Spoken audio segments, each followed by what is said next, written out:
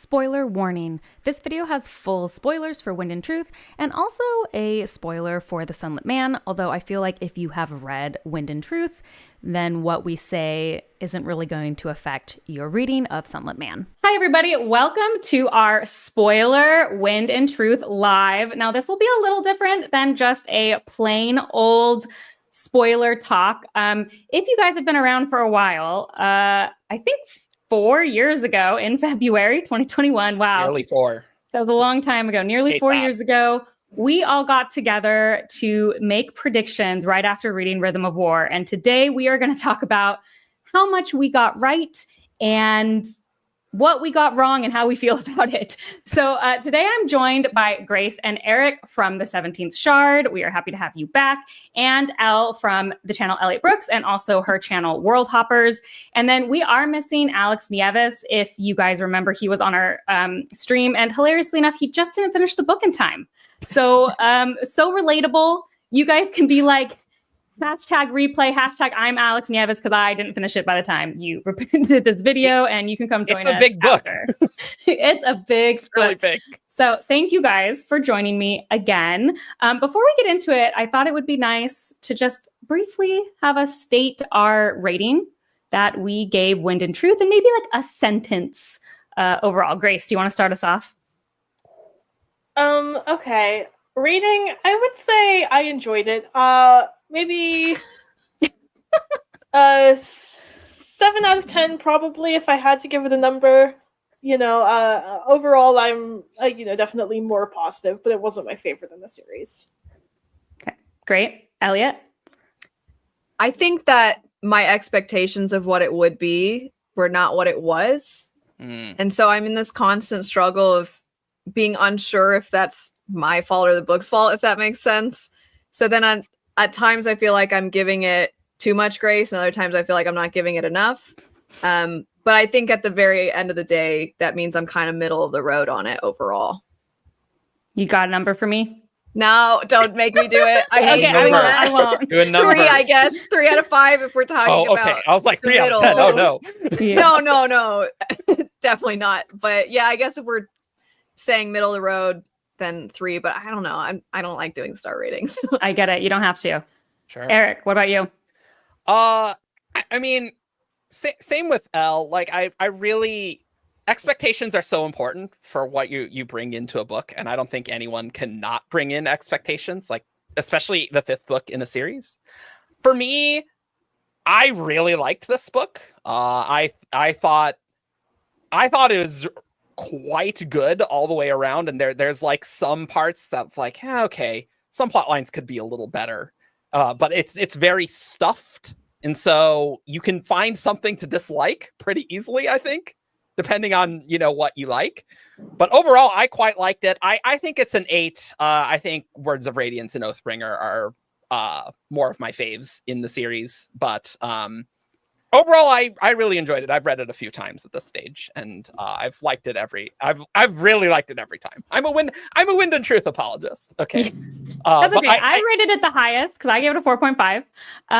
And my rating was mostly like I had problems with it, which I had some significant writing issues with it, particularly in the first like 300 to 400 pages. But ultimately, I love where everyone ended up. And so for me, that was more important, which is why I gave it a higher rating.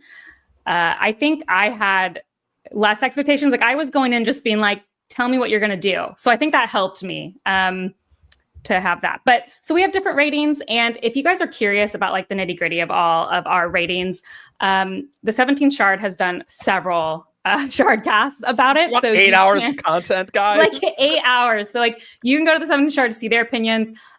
Elliot has a non-spoiler review on her channel and then multiple hours as well of reviews by day blocks on World Hoppers.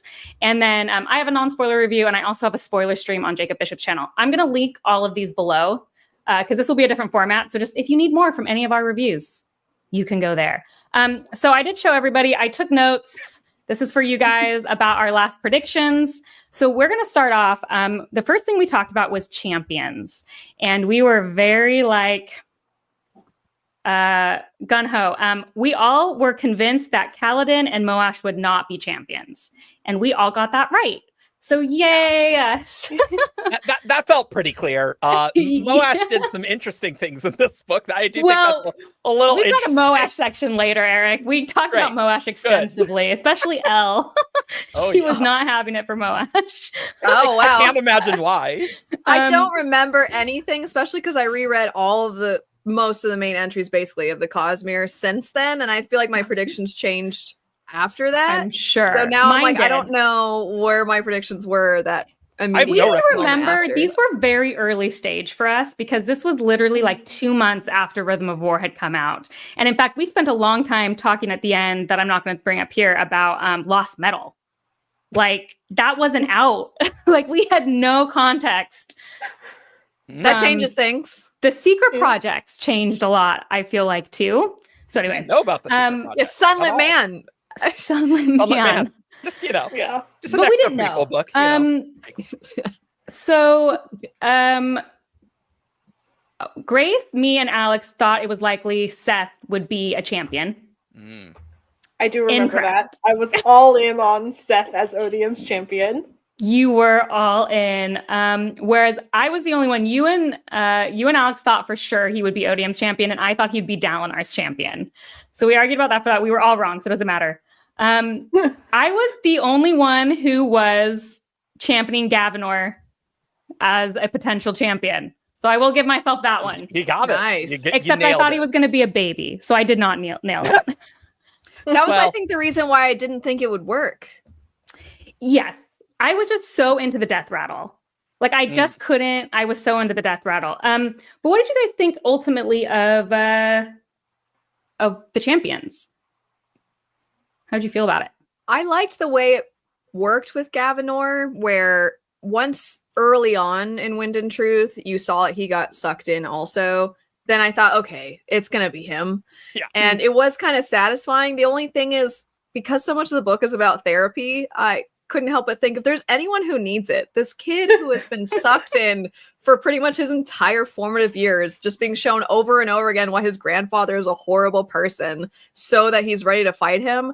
I'm like, what chance does this guy have moving forward? So I kind of like that we don't have any idea as to where his head is at after that event. I really am curious to see how that plays a role in the next arc. I think that's to your point, what you're talking about before about how you liked where everything left off. That's kind of what made the book for me, is because there's so much potential of where everything can go. And that is part of it, of just knowing where his headspace is going to be at that point when we get to the arc. Because it'll have been a time skip. So is he going to still be 10 struggling? years, right? Yeah, 10-ish. Might be 15. I don't know. It's going to be whatever Brandon decides it's going to be. Yeah. But So he'll be I- much I'll- older. Yeah. back and he will give therapy to old Gavinor for like a whole book. It's just what you guys want. Yeah. It's perfect. Perfect. Easy. Is he's going to take the place of Kaladin? So we had sad Kaladin for the beginning of arc 1, and now we're going to have sad Gavinor leading. And into actually, that'd arc be 2. great. Actually, I'll be honest. He's like Kaladin's son in a sense. Kaladin will be like, "I'm Mhm. sorry, I froze. That's why your dad was dead. My bad."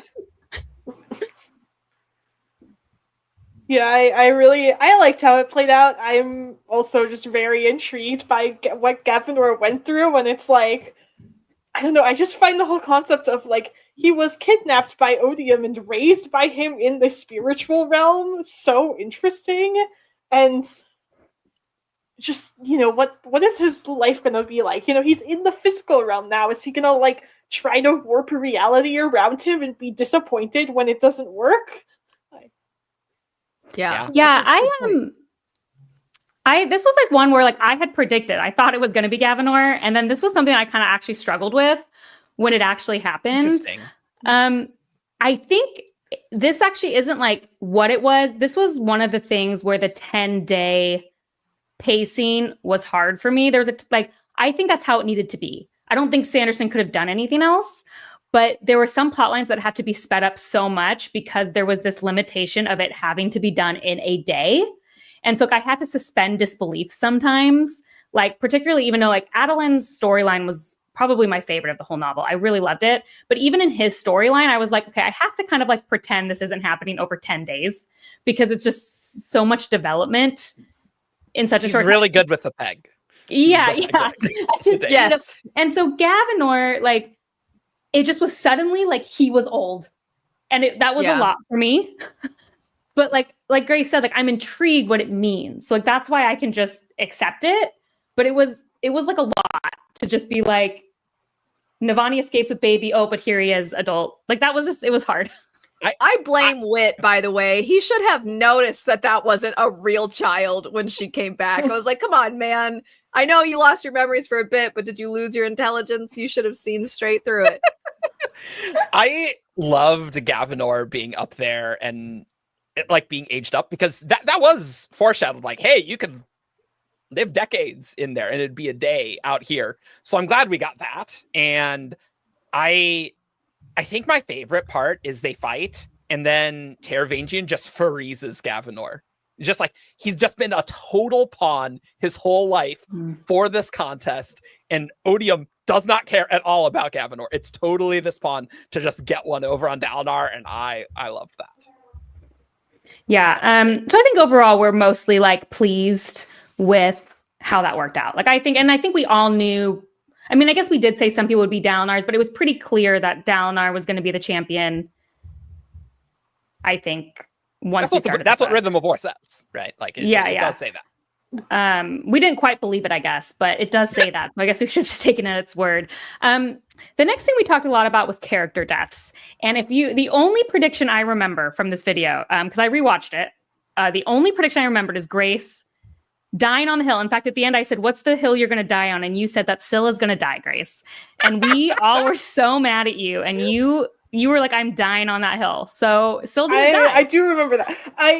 When we talked about doing this, I was like, the two things I remember that I said were Seth as Odium's champion and still dying, and both of those were wrong. Did Daniel Green say that when he was on Shardcast? I think it. Or maybe he said Kaladin would die and then Syl would just have to live. It was one of those. But it would be pretty great if Syl died. A lot of people thought Kaladin No, would die. we all agreed it would be terrible if Syl died, and you have changed your mind, Eric. I like Pain actually, and I'm very surprised how few characters died. The Yeah, beginning of the book was death flags all over the place, and I'm like, we just you like thought lost for like sure a major death or a major Spren was going to die. That's how you felt, and I don't really feel like we did get a major Spren death. No, Just Sigils, right? No, she didn't die. No, I was going to say the Stormfather technically right. at the end, but like I kind of feel was it like Dre? Dre's. I guess they both died, but did his Spren die first? No, wasn't it? It was Leighton, right? Leighton. Sorry, I meant Leighton. Yeah. Yeah. He was in the book too. Sorry, Leighton. It wasn't major. No, no, so I would not surprised. say major. Yeah, no, I'm surprised. Like Kaladin, Adolin, and Shallan all survived. Like Dalinar, I'm not surprised he died. Like that. No, and in fact, you said Kaladin and Dalinar you thought might die. Alex, he was 100%. His 100% hill to die on was that Dalinar was going to die. And he was 100% right about that. So good. In fact, Alex made very few predictions and most of them were right. So like, good job, Alex. You just don't talk and you just be confident about the thing. What was interesting though, Eric, is you said Dalinar dies or ascends to honor, and you kind of, that both was true. We got both. I mean, for like 5 seconds, he's honor, but But yeah, all of us thought a lot of people would die, and we were all wrong about that. How do you guys feel about lack of death? I maintain that we should have gotten the Spren death, or like I feel like the anti-light was maybe not used to its fullest extent. I think we could have gotten a major Spren death. I don't know which one, but I think we could have. It's interesting because I like kind of forgot about that, as it was such a big plot line at the end. Like they're bringing Spren into the physical world and we can kill them. And I didn't think about it, but like it really doesn't come up very much in Wind and Truth. Just like with Ishar's like stuff in the voice, like the physical Spren stuff didn't come up. Like they did use Anti-Light to fight like Mraize and Yaddle, I guess. That wasn't. you know. It was kind of like Sigil sort of releasing his so that they wouldn't be killed. Sure. Yeah. I think it affected their plot line, but that are we allowed to talk spoilers for the other Cosmere books or no? Yeah, I'll put a spoiler warning. Okay, Cool. Just do it, and I'll just say it after the fact. Okay, I feel like for those of us that read Sunlit Man, we kept waiting for there to be something with his plotline though, Yeah. because we're like, well, we Oh, yeah. know it's not this one, so something has to happen. So I think there was an element of not predictability exactly, but you just had this looming dread when it came to Sigil with that. But that's the only Yes. area where I felt like it kind of actually was focused. But you're right, the rest of the time it wasn't as big of a deal. Yeah. Like imagine if in that final Yaddle fight we get like a pattern death, but then things are healed, so Shallan like gets to Bowen's testament properly again or something. I don't know. That could have I been think cool I'd and riot sad. if Pattern died because he is the funniest character in this series.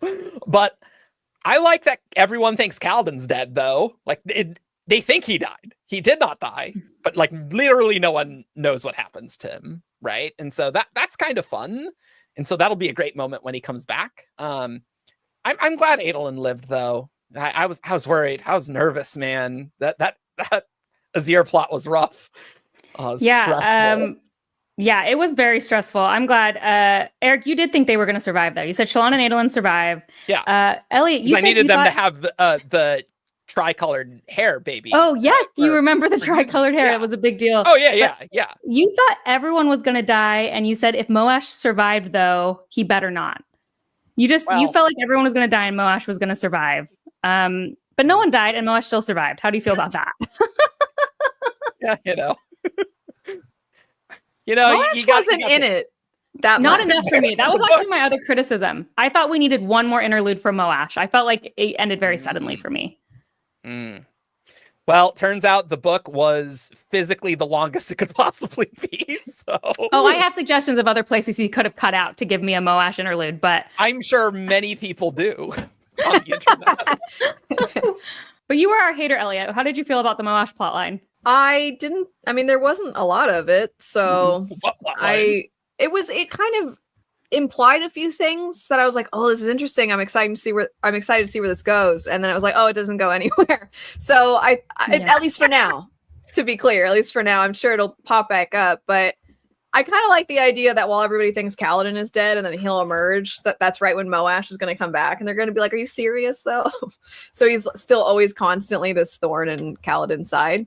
And, you were talking about liking pain. Seems like Moash is a fan as well now since he's just accepted it. But I think it would have been nice to have more interludes, to have a little more of a clue into his, I guess you could say, mental state.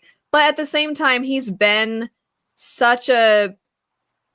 just been there constantly, where he's not the ultimate villain, but he just always shows up at the worst of times. So I guess in a sense, I don't know. I just feel like it's not just contained within this book, my frustrations with Moash, I with his plotline. I kind of wish that he was a little bit more fleshed out over the course of those last couple of books, because where we last saw him when he was still struggling with being with Bridge 4 or not being with Bridge 4, there was just so much emotional weight to that. And now it's just kind of died down for all these other things we had to do. And I understand. I mean, you were talking about before, there's only so much we could fit in. And I just kind of wish that we could have gotten a little more of him. Moash, I think, is totally a consequence of there being like 8 different plot lines if you include the flashbacks separately. And it's like we just don't have time for Moash. Like Moash isn't going to be in the Shindavar plot, so like guess he's with Sigil. And so we didn't have a lot of time to flesh him out. I was really interested in his interlude, but then when he was fighting Sigil's people, I'm like, this is we talked about thinking that Kaladin and Moash needed a head-to-head. Yeah. And that could still happen. Like, that's the I hope thing. so. It just didn't happen here, you know? If he comes back to kill Kaladin in the next arc, then you're just like increasing, because you're like, what more can he do to make us hate him? And I mean, he could do that. That would be upsetting. But it's I mean, almost good like I luck. don't even Kaladin think just to hate. responds. Like, I don't even think to kill Kaladin. I just feel like for me to have closure with them, they need to at least see each other one last time, right? Yeah. yeah, absolutely. Like, it would Ultimate- be worse for him to die here and not have that resolution. for Ultimate sure. test of Kaladin's like how much has Kaladin moved on? Is if he comes back and all that hatred for Moash resurfaces, is he gonna just be like zen and be like, oh, I forgive you, everything is I okay don't think now? Kaladin hates Moash. That's the problem, though. Kaladin therapy for Moash arc in back half, guys. Is that how we get the People- redemption arc that Eric wants? According to People that? would Is that what I he feel said? like not be Really? a fan of that idea, but I don't know. It can be done. There are some series where I think there's no way you can redeem this character for me, and some people manage to. Do I think that's possible with Moash though? I don't know. He's kind of this gone this off book, the it deep seems end. like 0% chance for Moash redemption. Wait, Buckborn, I actually was like, yes, he will be redeemed. Is that what I said? No. You said you thought that a Moash redemption arc was possible and likely. Oh, likely. Oh, I mean, after this book, I think it's. I mean, admittedly, now that I said Kaladin providing therapy for Moash, I'm like, that could actually happen, actually. But I don't know. Moash is a cartoon villain now, so I'm like, I don't know if that's really Yeah. going to be the case. I was on the thing that I thought, Brandon, it wasn't that Moash would be redeemed. It's that I thought it very unlikely that Brandon wouldn't give him an opportunity to be redeemed, which is like slightly different.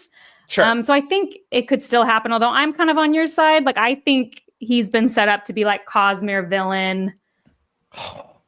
Like late game, like Space Age, he's there still? Yeah, Oh, because no. have you seen this stuff? Oh, Well, I mean, have you no. seen this That's- stuff, like- That's not a good idea. Well, we all had this conversation about, okay, here comes a Trust spoiler. That's okay. I'll put it at the front. This actually really isn't. But in Trust, you know, they're telling the story and they say death with the metal in his eyes or That's however true. they say it. True. That's And true. we had a big conversation about, like, is this because he's talking to Scadrians?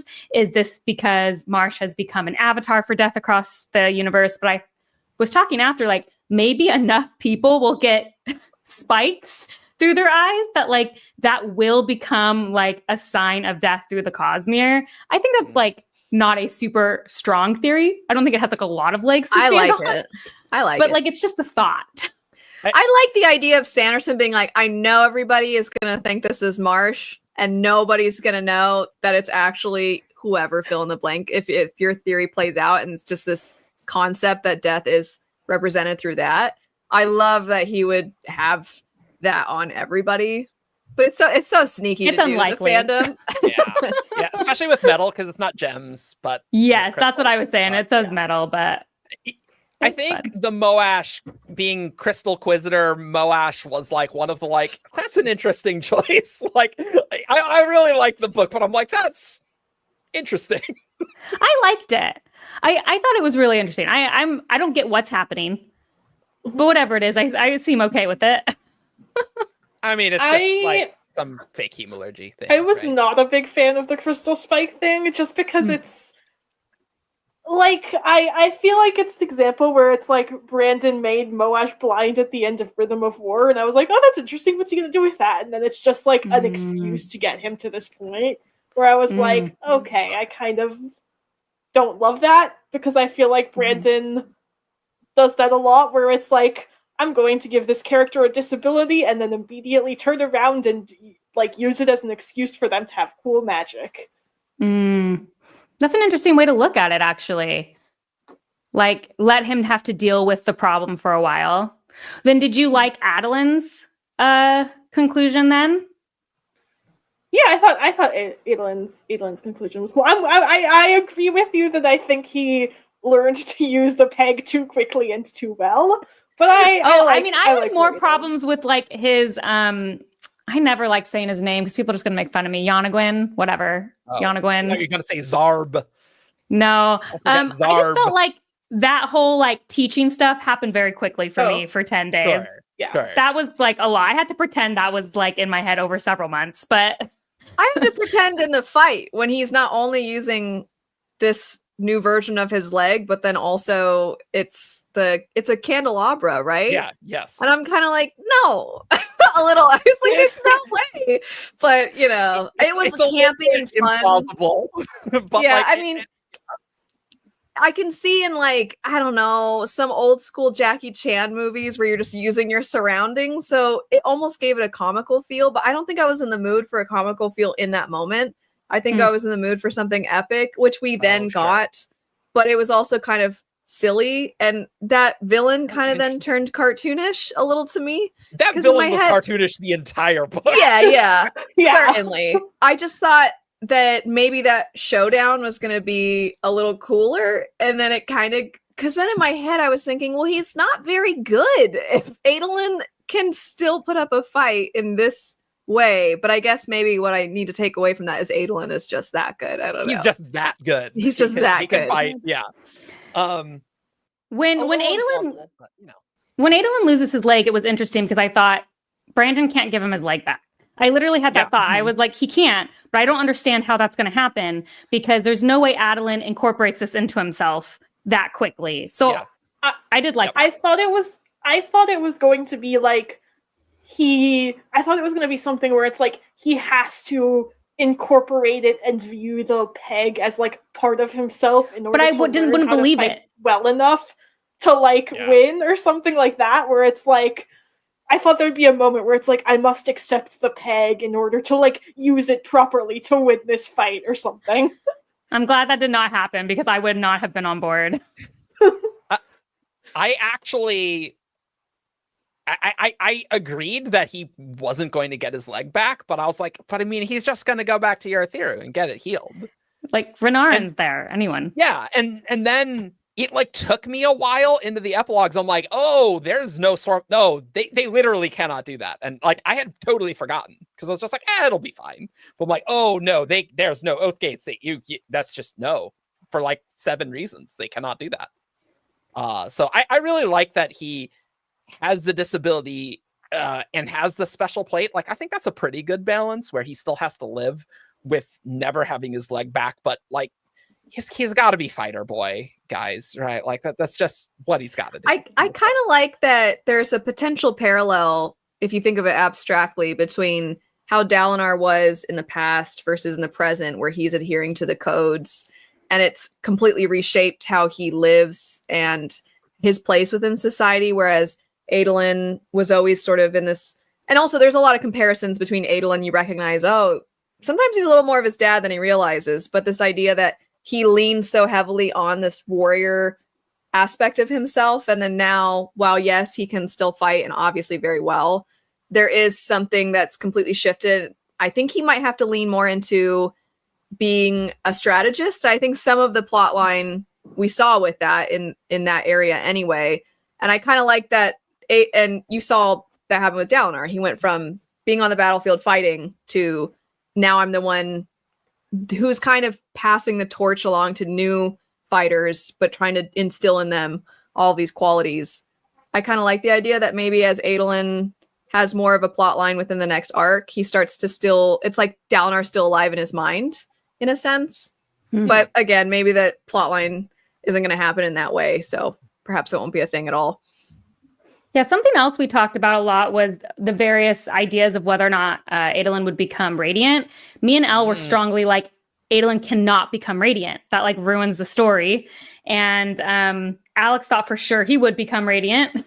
And Grace, I thought you said something that ended up being very true because you said he could become radiant, but you thought it would be in his own way, somehow reviving Maya, and it wouldn't quite be a real radiant. And I feel love like that. is as pretty accurate as it gets to the book. Yeah, Like they absolutely. created their own thing. Like that was good, Grace. That's definitely like 5 points. Nailed it. But I mean, I love that. How did you guys feel about the Maya resolution? Oh, awesome. That was great. Yeah. I loved it. I'm so glad because like I think Brandon could have done this in such a way where like he could be a radiant, but I think this fit a lot better, especially with like his feelings on oaths. I was listening to a review earlier today that just like seemed weird that they were deconstructing oaths, and I've heard that around the internet a bit, but like I felt that worked really well for Adolin personally, and Yeah, no, I thought that was awesome that like they just got like new plate and blades, and they're still gonna work. Add another magic system into this. Stormlight, easy peasy. Yeah, that's fine. But it was really awesome and fit really well with Adolin, I thought. I think so too. I don't think I have a whole lot else to add. I mean, I'm glad that Past Us was that we were collectively pretty much like, no, that goes against his character. And Yeah. I think the way it played out, as you just said, it stayed in his character really well. It reminds me a little bit of Lif's whole thing about not forgetting people, that there's like an element of that a little bit as well. And that feels true to Adolin in general because of the way that he always was making sure that he paid attention to people and that he learned their names and that he tried to at least somewhat be there for them, even if it was only this little tiny interaction. So I think it fit very well with his character. I think it would have been too... Well, I want to add, so much of his character arc throughout the series is I feel like going from, not that he was entirely selfish, but it's like he was inherently self-absorbed just through his upbringing, and he kind of saw life through just himself. Like he had main character syndrome, you could jokingly say. And I think a lot of his growth was that those little interactions weren't just random things that happened just to happen, that he truly embodied kindness and caring for others, but in a way where he actually understood where other people were. And so I think in that sense, that sort of feeling of recognizing everybody and their worth, that included the people who maybe aren't all powerful and could give him something to benefit from. It's more of like, now it's my turn to give back and to care for others. I thought that was great. And I think it was really fitting. I know earlier we were talking about how his arc was one of our favorites. His arc was great in this book. And I feel it was in part great because Adolin was not the best guy initially. He wasn't a bad guy, but you kind of had to start him in a place of almost like Nepo baby, if you will, within their society to get to really... I mean, absolutely, right?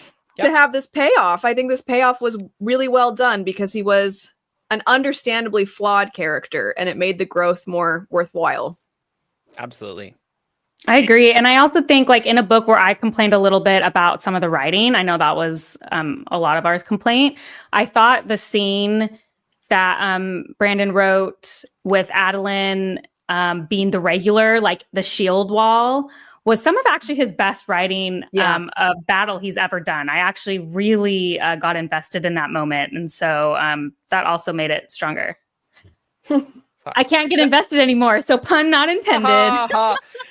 But I loved the Azir arc because Adolin didn't have superpowers, right? And like it was pretty like low magic, even though like there's Thunderclass, there's Fused and stuff, but like it took a while for that to happen. And you're totally right. Adolin being in that shield wall, it felt very like Way of Kings, where like the magic was a lot lower, and it was really intense.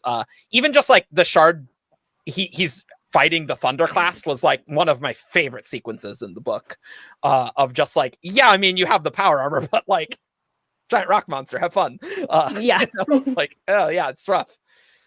Yeah, it was definitely one of the strongest parts. It prompted, to your point about how it's similar to some of the things in Way of Kings, it was finally that moment that made me feel like this reminds me of that first bridge run. This reminds me of how grueling absolutely the constant over and over and over again. And it's then that he starts to be like, this is what Kaladin went through. And I was like, thank you, because I was going insane throughout so many of the stories throughout the course of this first arc of Adolin constantly calling Kaladin Bridge Boy and then being like, well, everybody seems enamored with him, but he understood he went through things, but he didn't quite understand. And so I'm like, to have that reflection, it was just so significant, I think, for him. And he has it twice where he first thinks this is what Kaladin had to deal with, except for even more. And then I think there was another, I don't remember the wording of it, but just something about the fact that not only did he have to go through this, but he had to go through this as a Dark Eyes. So that adds a whole other layer of weight that was placed on him, metaphorically, beyond just the weight of the bridges. But I just thought that was so well done. So I'm so glad that you brought up the way that battle paralleled some of the aspects of Way of Kings. And I mean, one thing I loved was like the Shattered Plains arc of just like getting us to the Shattered Plains and having a big battle on there. I'm like, yeah, you know, it's been a while since like Words of Radiance, where we had a big battle there, and like Venli with the chasm fiends going through the chasms. I'm like, yeah, this is like book 1 and 2 Stormlight. This is the stuff. That's good. I like high-powered Stormlight, just to be clear. I'm a huge apologist for that as well. But it was nice to get to some of that lower power level stuff. I miss a little bit of the low power stuff, not gonna lie. I think that's a very common perspective, to be clear. But I love Oathbringer and how crazy it got.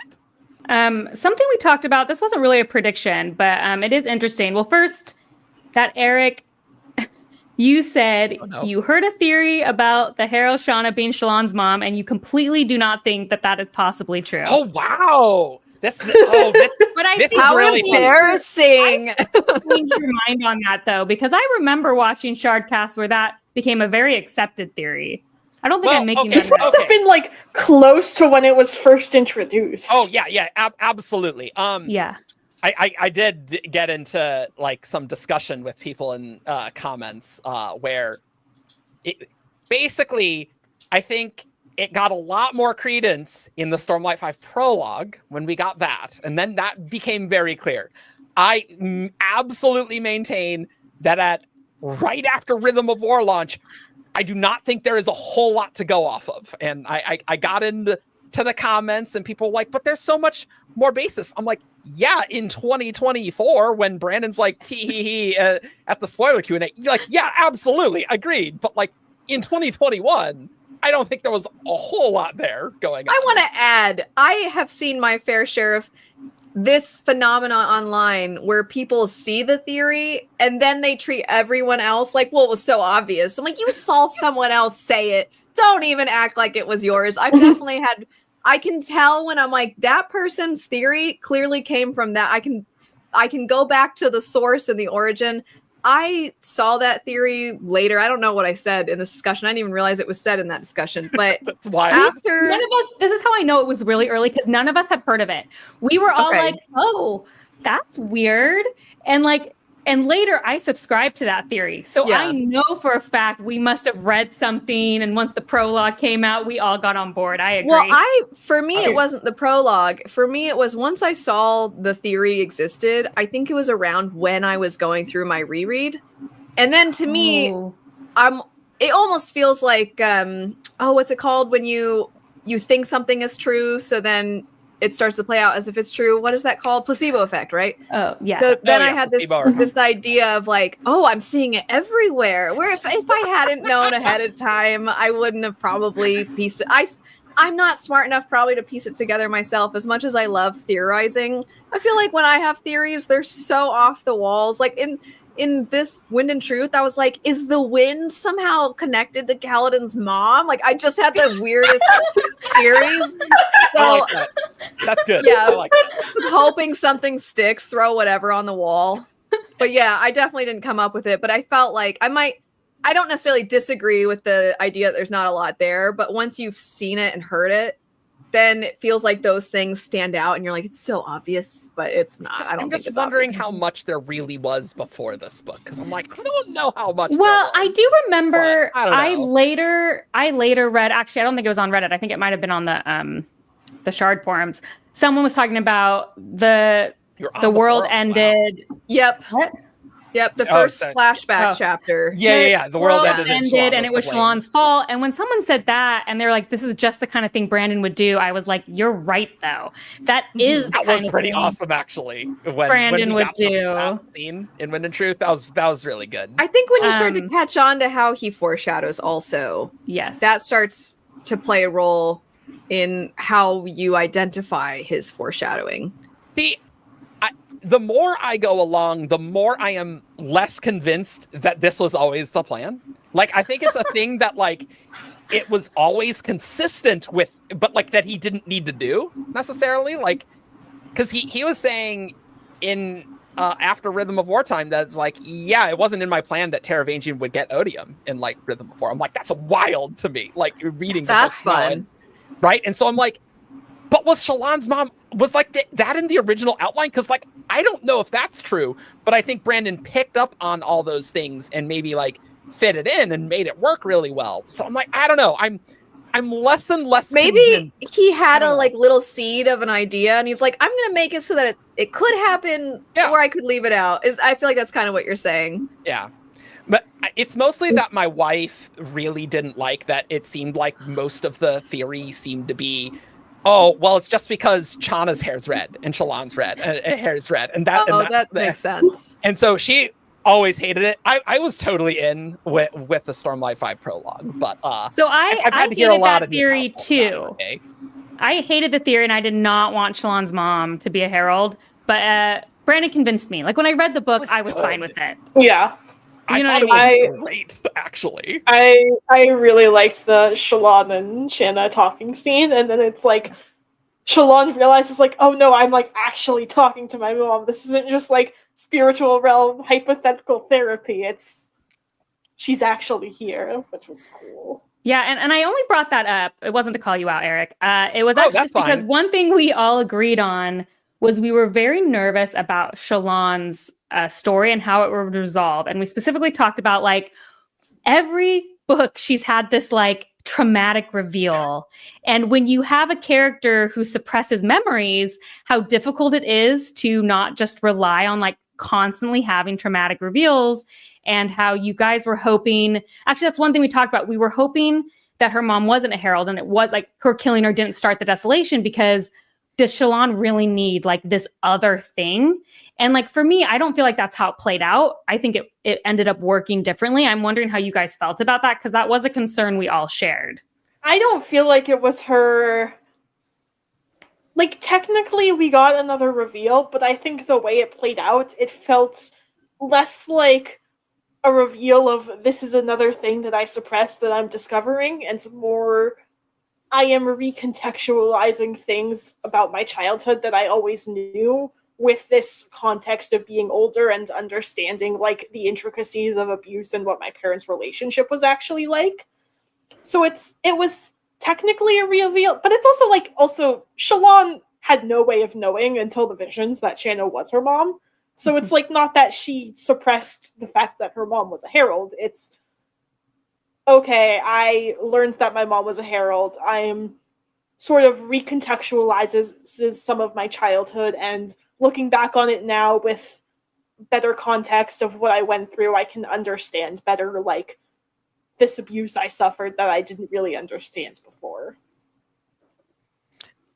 I think the fact that it wasn't just like, ooh, the reveal.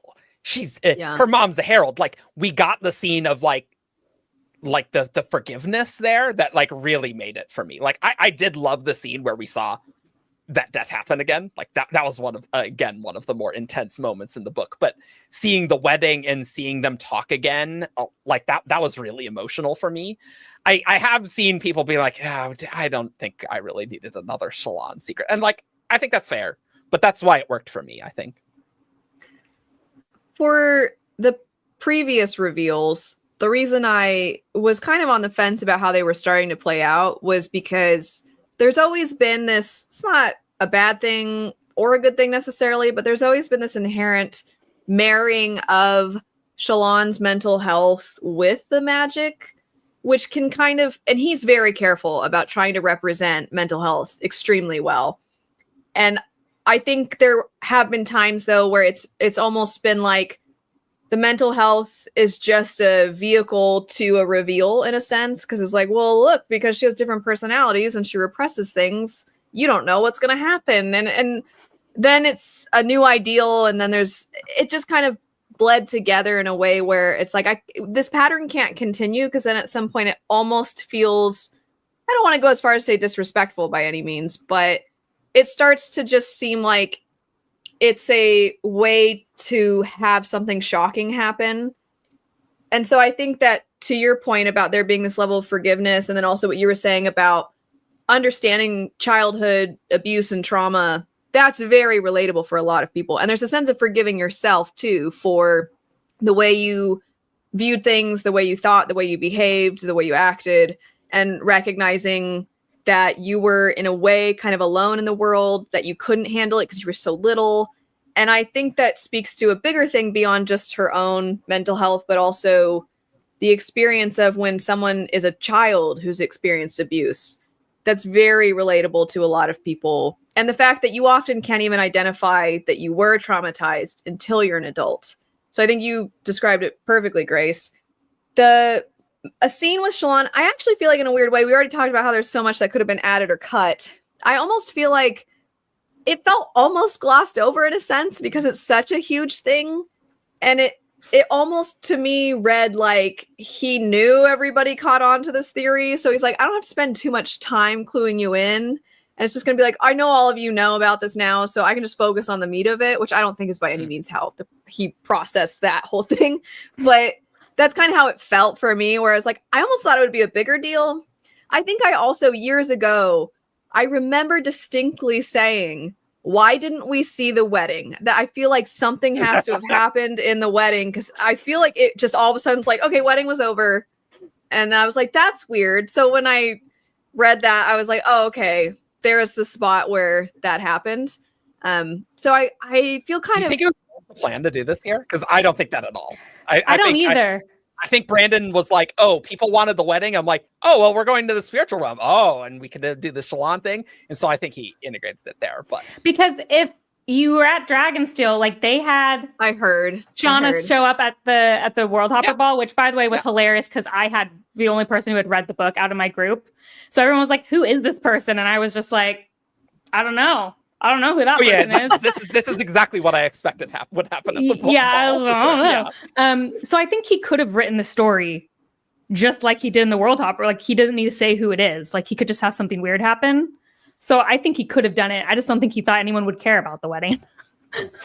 Yeah, he just just felt didn't like- want 2 weddings in Oathbringer. Yeah, right. I just thought him skimming over it was really weird because I was like, he brings us in for Dalinar Zoom meetings all the time. He couldn't give us like the Adel and Shallan getting married moment. That seems like a big deal. And So- it only does falling action at the end of series. We're not doing falling. We gotta fade to black quick. I do kind of love that, but I agree with all of you. Like it didn't feel like it felt different in flavor than the other ones. So that was nice for me. I'll say, okay. I did end up liking... I don't think I expected to like this, but I did kind of like the line where Nail sort of was like, your kids are like predisposed to having mental health issues because you're a herald. Like I was not expecting to I think that before this book, the idea of, Shallan's issues are because like her mom is a herald and she's insane and like Shallan's insane as well, I was not a big fan of, but I feel like I like how that was handled and I thought that was handled well. We just need Wit to come along and use really modern language and be like, this is called intergenerational trauma. No. That's the opposite of what we need. you didn't like that. I will say I do some memes because I do find it funny, but I really like the book, to be clear. I find it funny. I think you can like the book and also have problems with it. Like I think that's like the internet hates that, which is always so funny to me. Like the internet wants you to hate something or love something. It can never be complicated, which I always think is interesting. But I have been on the record. It's just funny to joke about. Yes, I'm on the record though as hating the therapy line. Actually with like a visceral. Which one are you talking about? The one with Kaladin where he's like, no, I'm his therapist. Yeah, no, I found that hilarious. I'm sorry. So, I'm sorry. I hated it. Me too. But Elliot, I think it's what you said earlier. I forget what scene you were talking about. How you said it was a little. It was with Adolin and the Council. Like you didn't want that moment to be comical. Yes, like, that Kaladin moment was so affecting for me when he stood up. And then I didn't like that made it comical because I didn't want that moment to be comical. It's exactly, yes, we are one and the same on this point. And that was it's not that I have a tremendous issue with Sanderson's humor, because I know that's a thing that the fandom has brought up, especially with this book. But I'm like, it's the timing of the humor. It's the timing of it. To undercut the dramatic moment, like many Marvel things. But yes, that's exactly it. But he didn't used to do that because like the moment at the end of Way of Kings where Dalinar gives up Oathbringer is not like there's no comic moment in that. When Dalinar says I give up my pain, there's no comic moment in that. When Syl comes back at the end of Words of Radiance, there's no comic moment. So it's actually to me new in this book Yes. that he did that, which bothered me.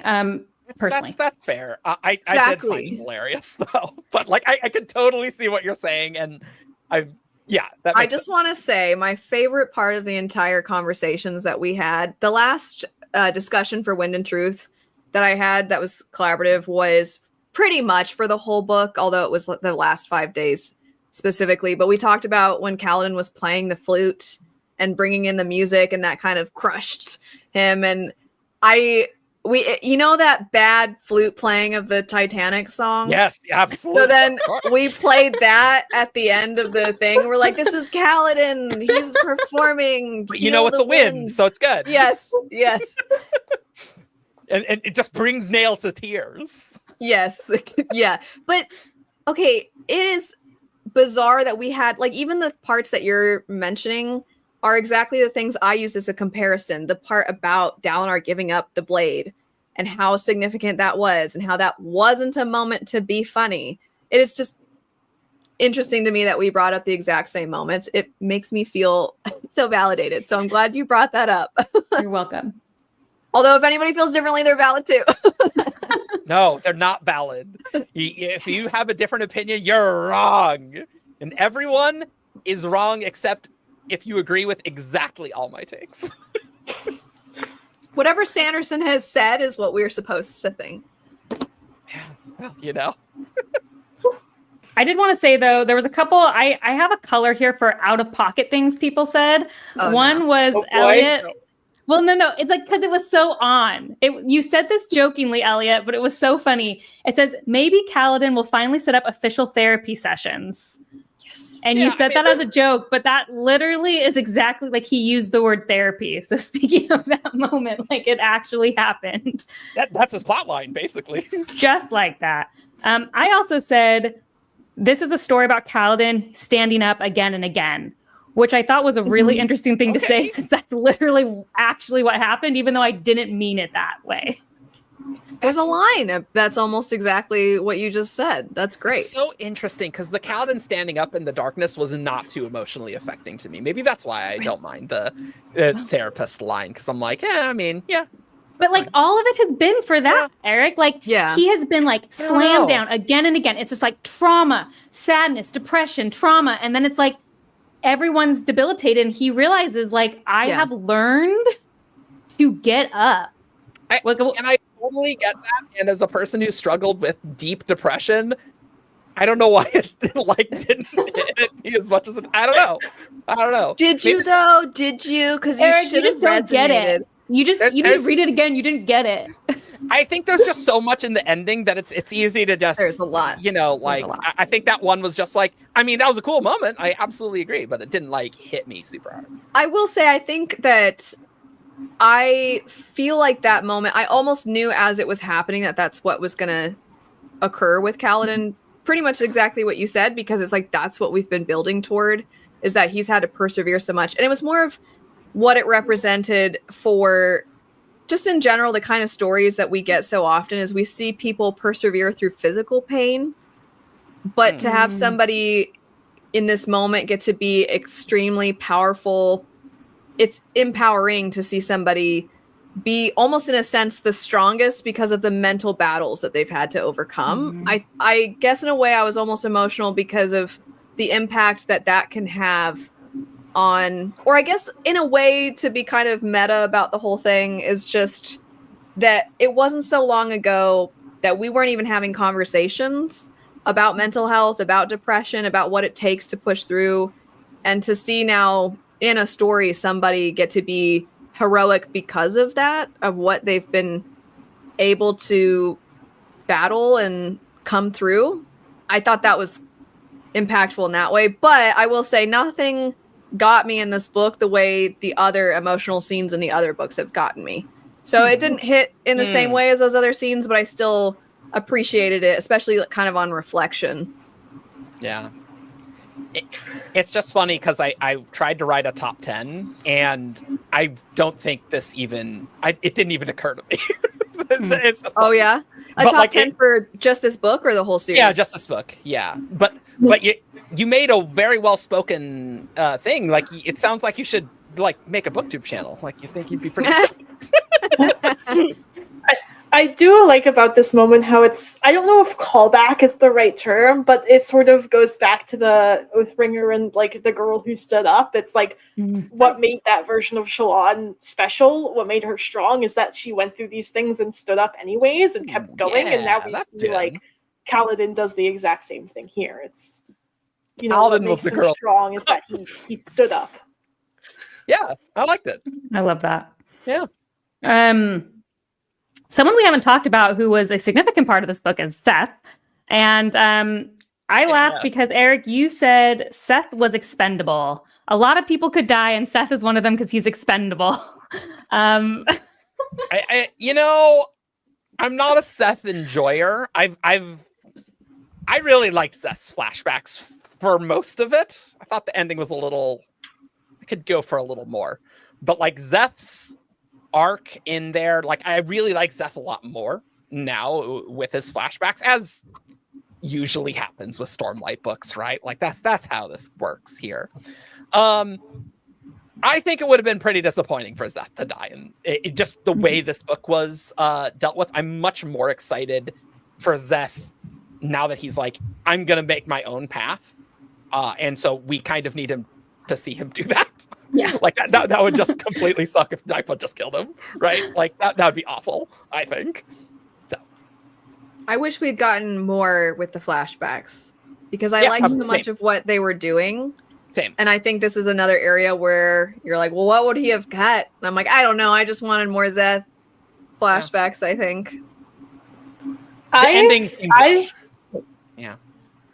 I've said that Szeth's flashbacks to some extent are my favorite of the like group because I think Szeth's flashbacks do the best job of feeling like their own self-contained story with their own arc of all the characters. Like obviously something like Dalinar is really intense and they integrate really well into the actual book. But if I were going to say, like, I am taking a set of flashbacks out of the book and I'm just making them a novella and I want to read it separately, I think Szeth's are the ones I would choose pretty easily. And I really ended up liking that about it. That's a great observation. Do you think it's because it captures more of his life? Like there's an entire arc within that rather than a piece of that clues you in? Is that part of why? Possibly, yeah. I mean, he does have like a really strong arc of, you know, going from the child to going to being this like truthless and feeling broken compared to something like Kaladin where it's just like, here are snippets from his childhood where, you know, he doesn't have the arc in the same way. Then his people die. Here's his dead brother. Yep. I agree with you, Grace. I have been on record, like Szeth's flashbacks are my favorite. I really loved them. And maybe for what the reason you said, like, obviously, I think I actually quite like all the flashbacks except Fenley's. I think that, So it's a tight competition, but I don't know, something about Szeth's story. There's a lot of religion in Stormlight. We see, like, we have Jasnah and we have Dalinar's whole story in Oathbringer, and even like Shallan a little bit with like the art. Like, we just have like a lot of stuff, and I don't know, like somehow Szeth's religious upbringing was very different. Still, like we had another commentary to make about a different experience, which was like so interesting seeing Szeth be this like extremely devout child and realize his parents are not as devout as they have pretended, and like that whole thing was just very fascinating to me. Like I felt very connected to that story. And I guess, yeah, it was self-contained. And I have not been someone who's like obsessed with Szeth. Like people love him. And I'm like, yeah, he's fine. And this made me understand. Like I just felt so much more connected to him as a character through that. Yeah, it was when I was reading people saying like, oh, this is like neurodivergence, where like Szeth's like, but I followed all the instructions. Why is the soup not good? Like what, but I did the things. I'm like, that's being on the spectrum right there. It's like, yes, I get it. And so and you don't have to necessarily read it like that, but I think there's a very plausible reading for being on the spectrum there, or at least neurodivergent for Zeth, and I thought that was quite well done there. He just doesn't understand. He needs to but what am I supposed to do so I can be a good person? He really just tried so hard. It made me list, sad. Actually. And it's that'd be great. There isn't one. Sorry. Yeah. I will say shout out to the Zeth scene where he goes on the boat and it dies but is revived. I'm like, what is happening here? This is crazy. I have no idea what the voice is, and that did kind of get me. I don't know why I didn't think it was Ashar, but I was just like, it's not Janat, but I don't know what the hell's happening here. I will say, I don't know if anybody who ends up watching this is gonna relate to this at all, but I feel like I need Zeth's mission that's kind of tied with his past and present to be its own Dark Souls or Elden Ring type of game where he just is going to the next battle. And there's these awesome rush because I think he likes games. Yeah, 100%. It needs to happen to do every day. Yeah, absolutely. If we're gonna get any adaptation, I used to in the past be Mistborn as a video game, but now I'm Zeth on this boss rush would be great. Yeah, that's all we need. Some of the better fight scenes in the series using a lot of powers, I thought they were quite interesting. The Shadesmar one, it's good. I was gonna say one of the best scenes for sure. Absolutely. I want to know how you guys feel. I mean, you guys mostly liked the book. So when I gave my non-spoiler review, I said I thought something would be very divisive about this book. And what I was talking about was Kaladin's role within it.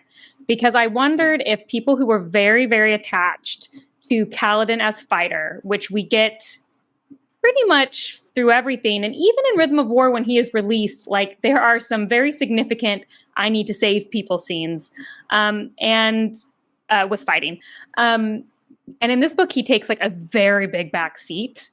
And I thought some readers would really, really struggle with that.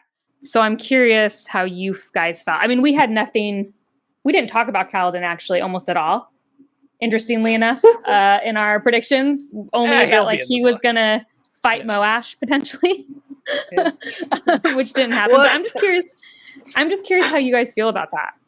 And I think I've been right, by the way, because I predicted that before the reviews came out, and I think that has been a divisive thing about the book. You think that's the most divisive? I don't. Not the most. Not the most. I just think it's been a divisive thing. Sure. I think when people complain about the book, I think even if they don't state it in those terms, that arc is talked about a lot.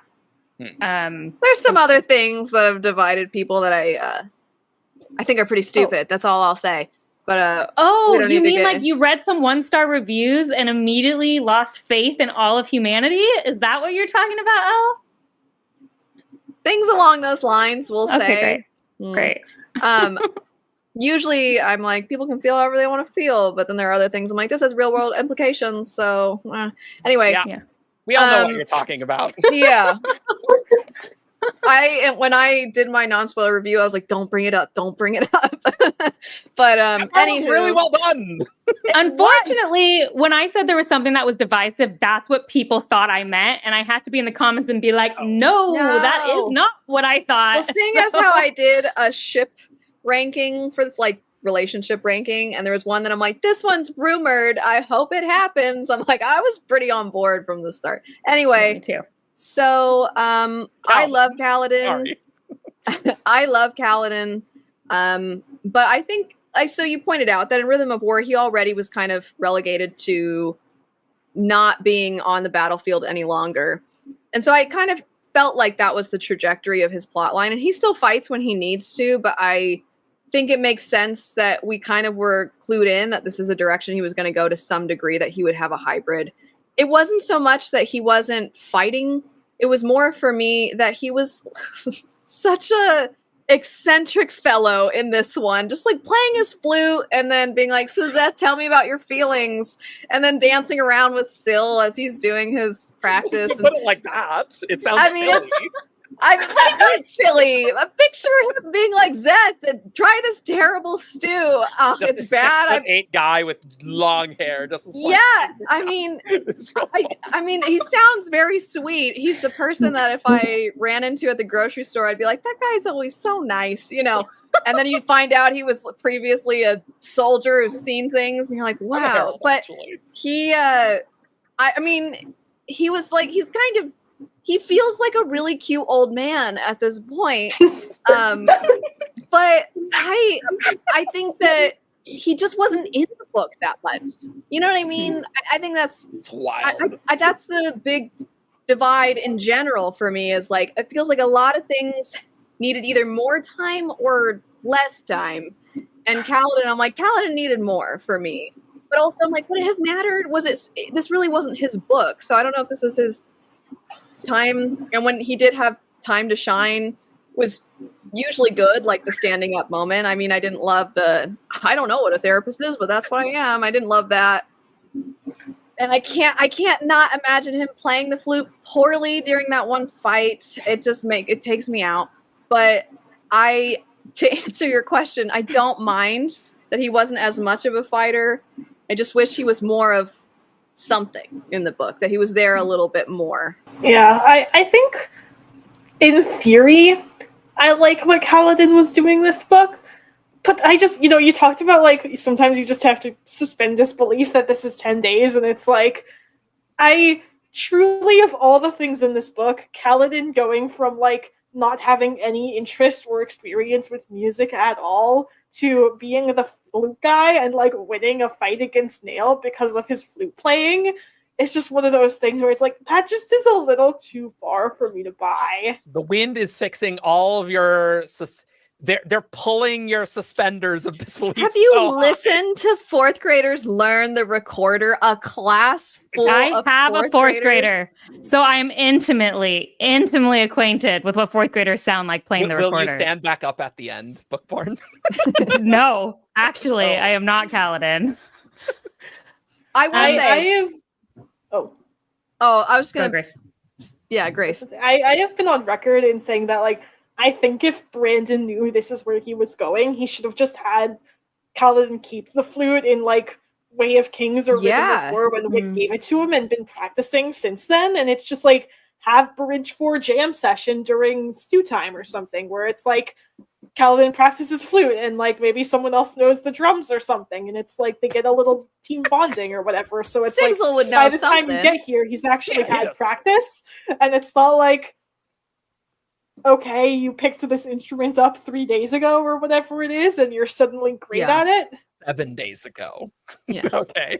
He's also the greatest therapist, because that breakthrough he had with Zeth, sorry, Luna's here. That breakthrough he had, or Zeth's breakthrough, was pretty significant to happen over the course of, within those 10 days. I will say, like, I have a couple things to say about this, but one, I think, like, nobody has talked to Seth probably in, like, a decade. So I felt that was less, like, I interpreted as less that was Kaladin's success, and just, like, anybody was talking to Seth. And he was like, I guess I will talk. I mean, the interesting thing is, like, I agree in that I like the idea of what Kaladin was more than the execution. Like, my biggest problems with Sanderson's writing almost exclusively happen in Kaladin scenes. Like, if you ask, like, that's where I said I think bulk could have been taken out. Some of those conversations between Seth and Kaladin were just, like, so on the nose in a way that felt so unnecessary to me. Like, we understood as readers what was happening. We didn't need it explained.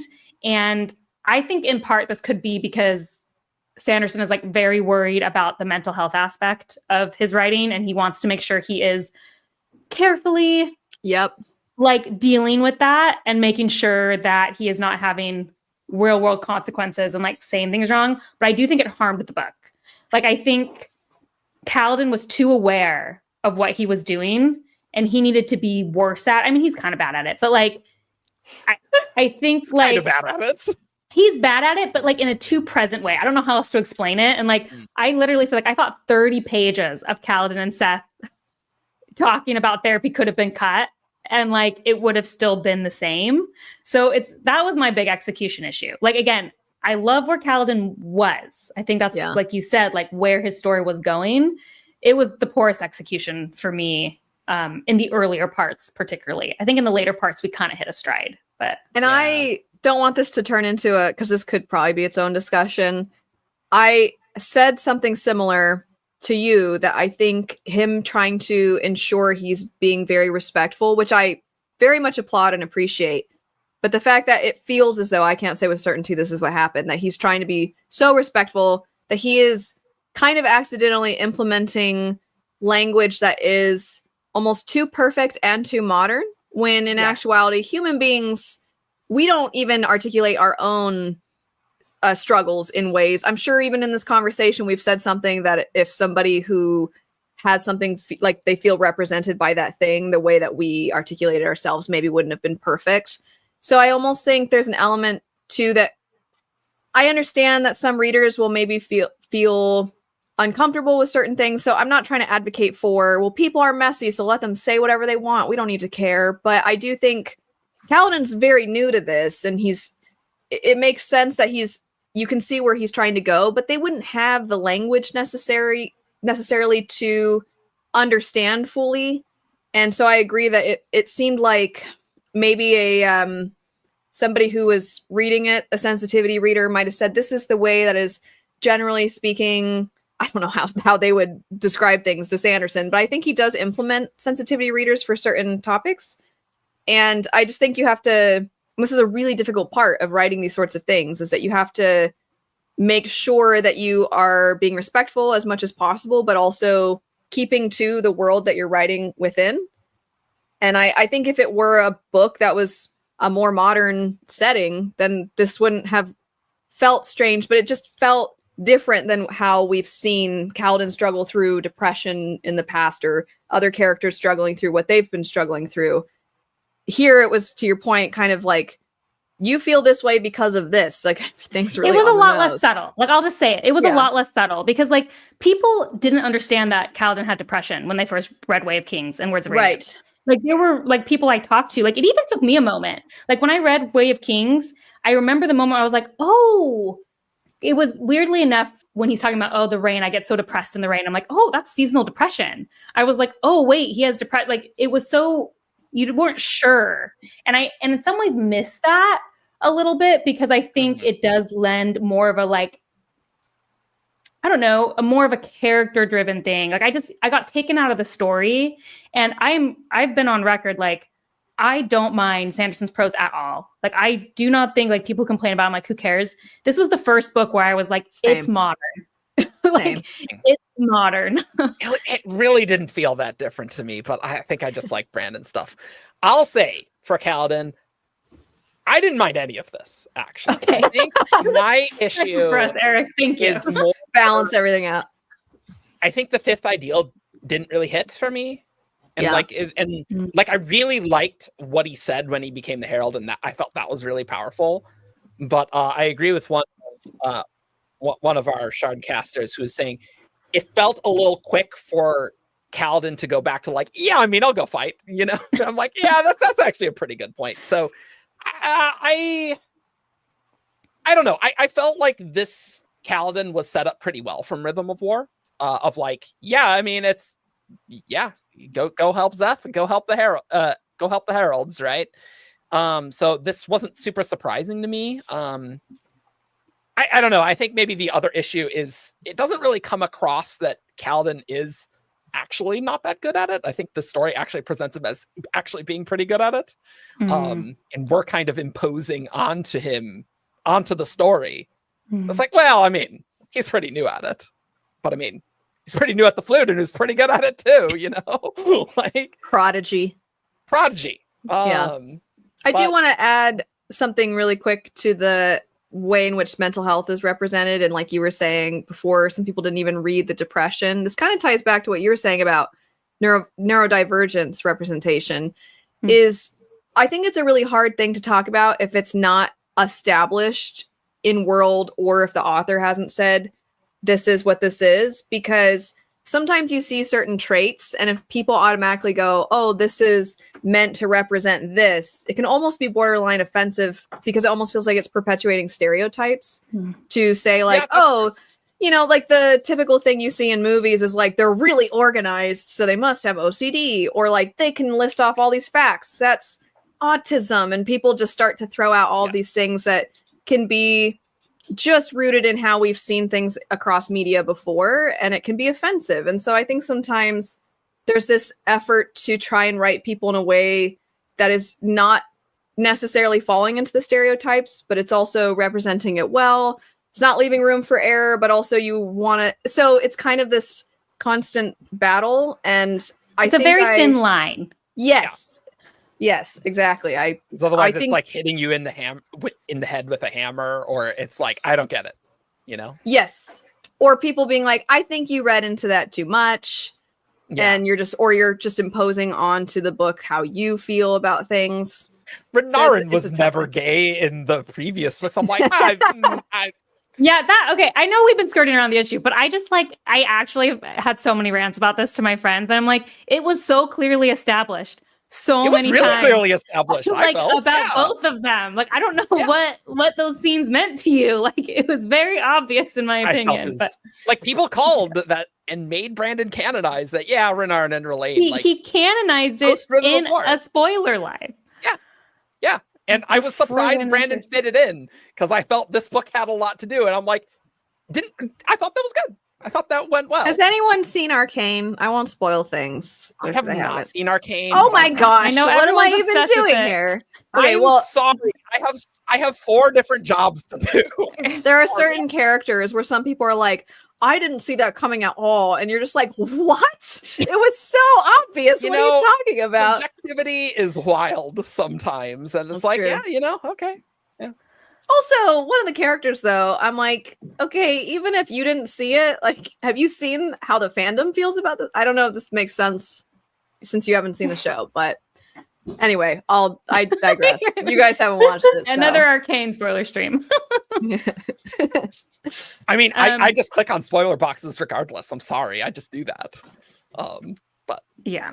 Were there other predictions we had, Bookborn? Yeah, there's others. I was gonna say, like, we didn't cover all of them. It's just there's too much to cover all. But I will say, like, one, we all made a will die on will die on the hill. So we already talked about Syl dying.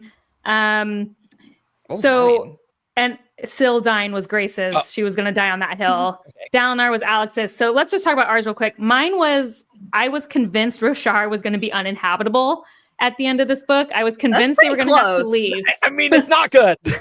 Yeah. It's Yeah, not so I blown up, but it's really bad. You have to Yeah. pray to retribution every night in order to survive. I feel like I was wrong, but like the spirit of it The spirit of it was You should absolutely count correct. it. You should for count was it. there. For sure. Eric, you were convinced that they weren't going to know that Odium had changed hands till very late in the game, and that Dalinar was going to discover it by walking up to the top of Urithiru, seeing Tarvangian, and realizing what happened. To be fair, I still think that would be very cool. I felt like the way it worked was like pretty good, and so I admit I do think that would be more dramatic. Yours I'll be was honest. so specific, though. I like admire like this was scene for scene. Oh yeah, You- I was talking with my wife and I laid out the whole outline of this, and I'm like, You wrote "That your own sounds awesome version to of the me." book. Yeah. But Um, like I liked what we had, but I was surprised how early it is that we like even discovered that it changed hands. Like that was a little surprising to me. I was surprised by that as well. I thought it was going to be much later because that's I like thought it day. What day is it? don't know. Immediate, right? It's Well, like That- Wit knows something's wrong at the vessel changed, but I don't Yeah. think we learned until maybe day 8 with Yasna. Is the day before the debate, right? So I Oh, think it's is day- it? Oh, yeah, that I is think day in eight. like day 2 Yeah. they were like, something's wrong, Odium has changed hands, and then Yeah, they yeah, ate Yasna. Because it's really early on when he has that scene where like he's going through all of his his investitures going wild. That's like day 2. So. Yeah, for sure. Yeah, it's early. I will say I love Taravangian just like popping up and being like, "Hey, I'm Odium now," and yes, like, oh no, like he couldn't resist. He was like, "I need somebody to bear witness to my sneakiness," and it would be Yasna. It would be Yasna too. It would be. That's who he'd want to pull it on. 100%. Elliot, yours was that also a very specific thing. Yours was that like you were so stuck on this scene between Kaladin and Adeline with like this coin scene. I don't even remember what coin scene this was, but you were convinced that Kaladin and Adeline were going to have to duel each other, and you thought that Adeline might choose to be Odium's champion to purposely lose, and that Kaladin would have to defeat Adeline. You were like very convinced that Kaladin and Adeline were going to have to fight. I had there was a previous theory about Adolin being the champion, and there was like a ton of evidence, like the whole I was born under the something, I'm forgetting, like it represented the symbolism of like the shadows and things like that, where it seemed very much like he was hinting at it. I kind of think at this point he put those things in there just so that we would be like, what's this though?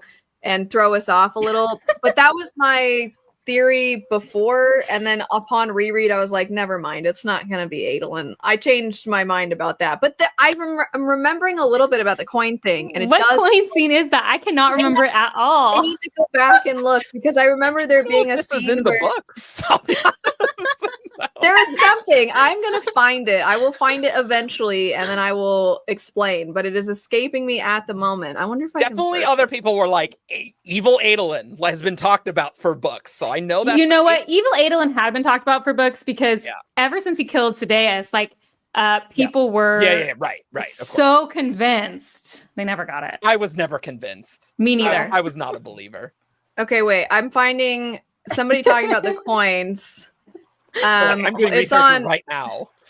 There's a scene in Rhythm of War where Adolin shows Kaladin a coin that Xyle had given him from his homeland. They both find the notion of using it, and then now, hold on. If I click on the sphere, I guess, right? Whatever. This isn't probably interesting to anybody else. It's just going to drive me up a wall if I don't know. I'm curious. Do you want to talk about how you find it? They found the currency to be odd. There was nothing on Roshar these coins could be used for. Sure. I don't know. Dang it. There was something though with like how they talk about it that stood out to me. But we all agree, right? Book 10 is gonna be Kaladin, Adolin, and Shallan in the bar having their last drink, right? Like obviously. Oh, so clearly. Unless one of them dies. They could die. I think none of them will. But we actually all to go back to one more thing, we all were convinced Shallan was going to be the main world hopper. And I don't think like we're necessarily wrong in terms of like her story is like she talks to Kelsier and she talks to and she's the ghost blood kind of. I mean, she's not, but she's the representative. So I don't think that was like super far off. Grace, you did say you wanted Shadesmar, I don't think. Well, yeah, she's stuck in Shadesmar. That's for her child. Big deal. That reminds me of two things, though. One, Grace, you said Adeline needs to world hop just for fashion purposes, and I still think that could happen. So I stand by it. Yeah, that's basic. I want Shallan and Adolin once all this is over to like get to go to Nalthis, and Shallan can do art, and Adolin can deserve enjoy fashion. Nalthis. That's point, Erlen, they'll see like stained glass of the mist cloaks, and Adolin will be like, I need that for sure. Yeah, I think it's possible. I forgot one other out-of-pocket thing you said, Al, which was you thought there might be time dilation, and then you backed out really quickly. Hey, what? That's wild. But I got embarrassed. So I was like, no, never mind. Well, it was a little different because you were saying you thought there might be some time play with the 10 days. You said like you felt like the 10 days was going to be really difficult. And you said there might be some time dilation, but then you're like, well, I don't know. That's dumb. But like, I feel like that was true because like Gavinor, like he had. I guess that's true. I guess I would say the more dramatic time dilation was at the end, personally. Yeah, but like you were feeling it. I'm giving you points for that. Thank you. You know what I mean? Thank you. There were time shenanigans because we literally saw the entire history of Roshar. So, It was No. there in spirit. Did we not just expect them to go into the spiritual realm? I can't believe we didn't get that in We didn't call 2021. that. Oddly Ridiculous. enough, Who I would've still thought? have my issues with it because I'm like, it's so mysterious. And then we showed up there and it was a return to Dalinar's visions, kind of a plot line. And I was like, no, that's my least favorite part of Way of Kings is Dalinar's visions. Oh, what? In Way of Kings? Oh, man, I love those visions. I don't- Starfall's Yeah, vision I- will give me that.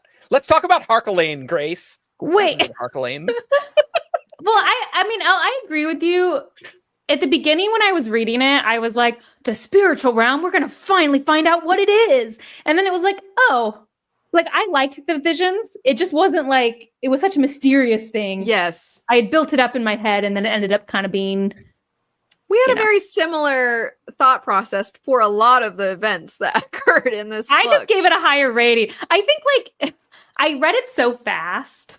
Yeah. That like the good, it was in weird ways easier to see all the good because I was going through the bad just as quickly. I don't know if that makes sense. So like I do You just think glossed over the bad. Yeah, Well, I you just got- think you it was got like- through it. I was getting to so many of the good moments too quickly. Whereas like I feel like when I read a book more slowly, like you're in the bad moments longer. Mm. They're maybe easier to remember. I don't know.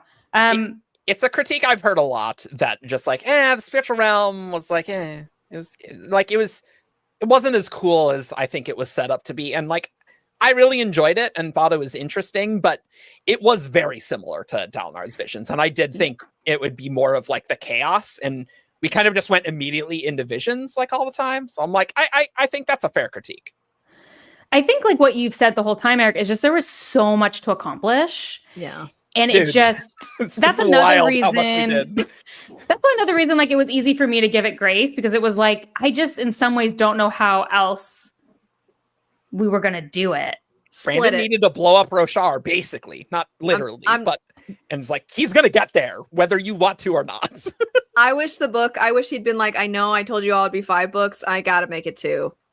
I wouldn't have mind. I truly think I would have liked it being split in half. I know that sounds bizarre because it's already so long. There's a lot. It feels like it could have been cut.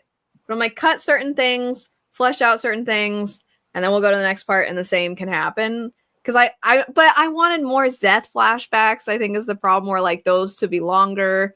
I wanted the end of Zeth's flashbacks to be more in depth. 'Cause Yes. I felt like it like just fell off a cliff Picked up. when we got to the Civil War. I'm like, it's like 2 of them. Yeah. I don't know. I'd have to see. I think the problem with splitting a book though is I almost never like it in execution. Like anytime Yeah. I think, and not just Sanderson, but like I do think Cytonic suffered a lot from being split in half. And I'm a Dandelion Dynasty fan, and I think Well, it wasn't exactly split in half. That wasn't. it wasn't, but I think it though that contributed to it. I'm a huge Dandelion Dynasty fan, and I think I see some issues with that last book being split in half. Like I think sometimes it can hurt trajectories. So Yeah. like it's one of those things. Like I agree, I wanted more. I think some stuff maybe could have been cut. It's hard. I don't know. There's no. I solution. agree. It's hard. I don't know. That's just my like quick solution, but it's not that simple. But like the Adolin plotline, I felt was so good because it did have time to breathe. Like we weren't sharing POVs. It was like just Adolin basically. Mm. And we had a lot of time and it really hit. So like, if he has the screen time, like he can make it really hit. And like the book was so stuffed that like a lot of things were really packed, and that's just how it is. And we were doing a lot of monasteries because this book's 10 days. And so that's kind of just baked into this book, and it's fine for people to not like it. Critical of the Adolin plotline initially because it felt repetitive. So and because of the way I read it, where I read days 1 and 2 and then 3 and 5 and then the rest of it.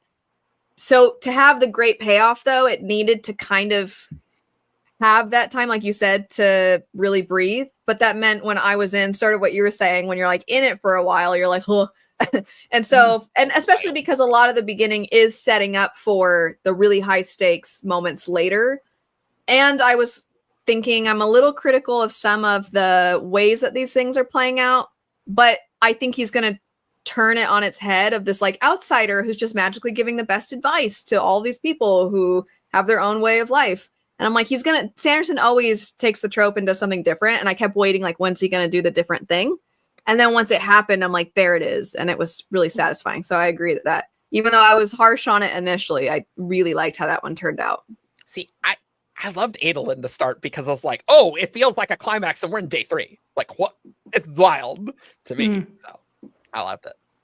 I feel like we could just talk for hours. I know. I was like, we're getting up to usually where I wrap up, which like for the 17th Shard, you guys like we've just gotten done with introductions at this point. Yeah, I'm like, we have a good 2.5 hours more of content, and like we barely talked about anything, guys. But I did want to do like a one for the road, like looking forward. We have quite a bit of time to wait until book 6. And we obviously could do a whole predictions live show, but that's not what this is yet. I think we should. I think we should. I do. So we can look back and be embarrassed in the future. Yeah, because it's fun. Totally I think like I just would love to know 1 or 2 things maybe you are expecting or hoping for or looking towards with book 6. Give it to me, Grace. We'll start with you. Looking forward to 1 or 2 things. I think we're gonna get baby Dalinar, and then. Oh no! Sorry, you need to explain. That's what I'm calling him. Until we get actual confirmation, I'm calling Shallan and Adolin's child baby Dalinar. You know what, Elle? You actually predicted that. You thought they were going to have a kid, so good for you. Yeah, thank you. What are we doing with the time if not that? Yeah. I think Brandon won't be able to resist the lure of having like Adolin and Dalinar's parent-child relationship and like father-son be like so central, and then Adolin also having like a son that he has to like deal with and raise. I think we are going to get a reunion and eventually, and that will be interesting to see Adolin have this child that he has never met in person and only ever talked to over Zoom. Al, what about you? I like that. I am looking forward to getting more of the heralds, just because I actually think that's one of the plot lines that could have been really emotional and wasn't, just because I didn't know them well enough.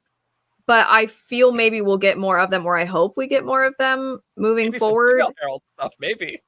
And then looking back, maybe it will make the first read-through feel more impactful with their plot lines once you know what they've gone through. And then I need my Yasna is depressed, nothing matters, Sazed plotline for the second arc. I feel like too much time will have passed and she'll be like, I got over it, I'm fine. But No way. I need to see where Yasna's at, and then kind of tying everything full circle. I want to know what kind of a person Gavinor is after everything that he went through. Those, I think, are my just being asked on the spot wants for the next arc. I have 2 things, not just one for the road. One is, I think, 100% going to happen, and one I would really like to, and I don't think will. Okay, 1. Epilogue of book 6 is going to be Kaladin returning like Town did. And so like that's when we're like, I don't think we're going to see any Kaladin in book 6 at all to get like the new POVs there. I don't know how much we're going to do with Adolin and Shallan. Like, have fun balancing that, Brandon. But Kaladin's not going to be there, but he'll be back, and that'll be the epilogue. And I think that's going to be great.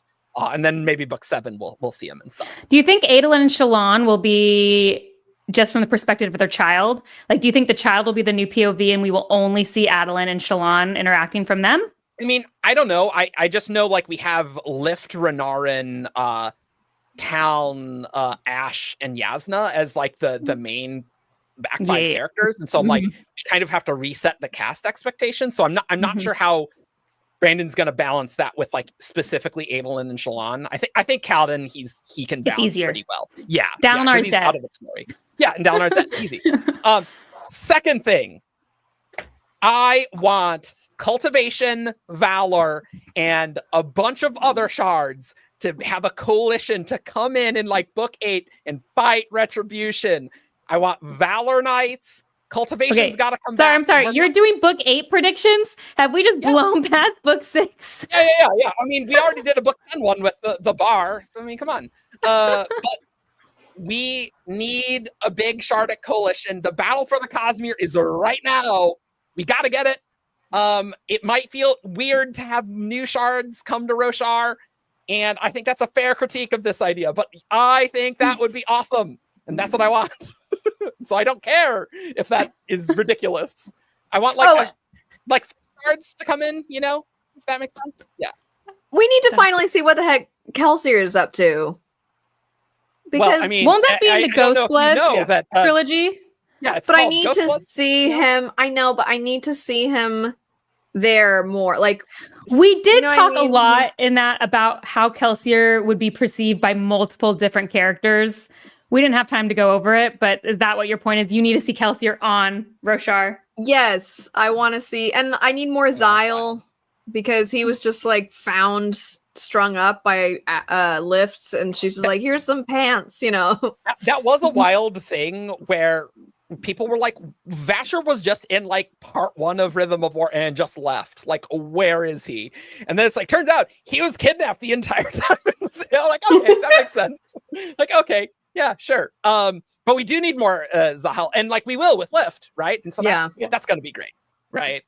But For sure. we'll I'm get excited to see if we end up getting Shallan. Like, we see Shallan on like the Sion in like Mistborn now. Like, we're gonna get Mistborn Era 3 and get like a Shallan cameo, or even like broader like Lightweavers. I saw someone on the Shard suggested like we have other like Ishna and Vatha stuck in Shadesmar, and maybe like they'll go to go to Scadrial for Era 3 and be like that's the equivalent of like Shallan's agents on Scadrial, in the same way that like the Ghostbloods were Kelsier's agents on Roshar. That I buy. I like that. But I don't know. Cultivation has to come back in the back half, because Cultivation is not just going to eject herself. Well, I mean, that Brandon's was our been big so thing. cagey about Cultivation and Cultivation's plans. You That's actually really said important. that though, Eric. You said that last time. I don't know where it is, but you said, oh, here it is. The back half has to be Cultivation. So you thought there wasn't going to be time for Cultivation and the Night Watcher. Well, It was going to have to be the back half. Oh no, that was Grace. Grace said that. Excuse me. So there you go. I mean, we do need Night and Night Watcher stuff, right? Like, yeah, for you sure, need right? it somewhere. I also just want to say, I love how people were like, "Don't even say the titles for the secret projects," and he's like, "Mistborn Era 3 is called Ghostblood." So new to the Cosmere people are gonna read Stormlight and be like, "Wait, isn't that from Mistborn though?" I maintain that having the titles from the secret projects was terrible, and I hate it, and I'm never doing that again. Oh yeah, I agree. If I'm going to say my two, I guess we all did too. I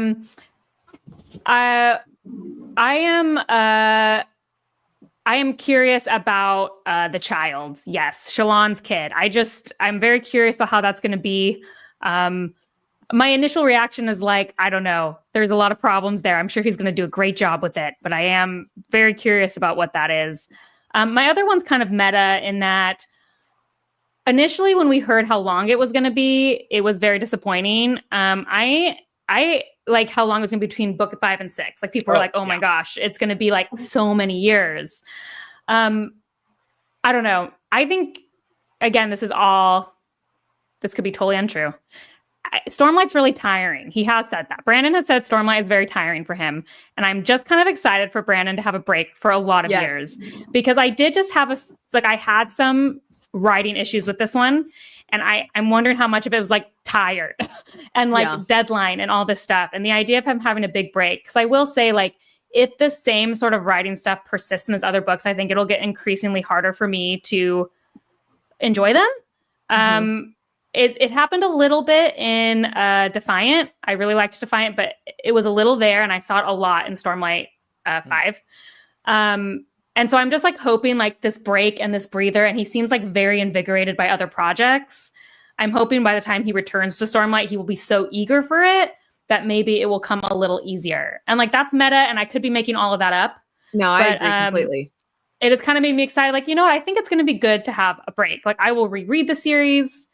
And I don't know. I just think it might be nice. I like how he's talked about how he's going about Ghostbloods too.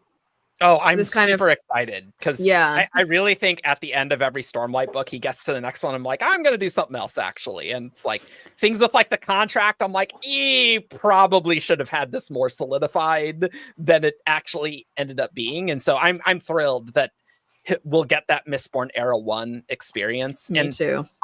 I'm really excited as well for a break because, look, this book is so long, and Brandon went through this how many times, and it And it was still rushed. Like we know it was still like working to the deadline. Yeah. well, but like any Brandon book, I think would, like it just makes Tor too much money, right? Like as Yeah. soon as a book is done for Brandon, like that, makes Tor's year in a sense, right? Yeah. But like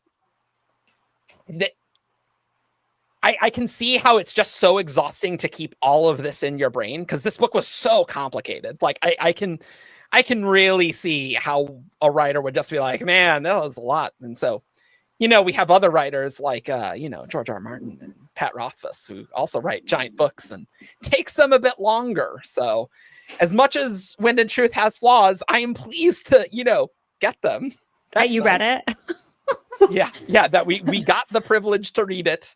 But then Brandon was like saying, if I spent another year on this and I did that for every book, then I'm like 72 when I'm at Space Age, and like that's unacceptable. So sorry guys. And I'm glad he's doing the math there, right? Because we want the Cosmere Good to for him. end, right? And And that's when you were talking about book 8. I was like, are we even going to be here? I don't like YouTube won't exist probably by the time book 8 comes out. We certainly won't be here to talk about it. No, I'm just I kidding. totally expect to be in my 40s and still be doing Shardcast. Yeah. Okay, I do. good. I only have that much hope for myself. I don't, but if I'm still around, we'll all be here for book 8. There's the prediction. Yeah. I'll write it down. All our hair will all be graying. We'll be like, Oh, mine already is.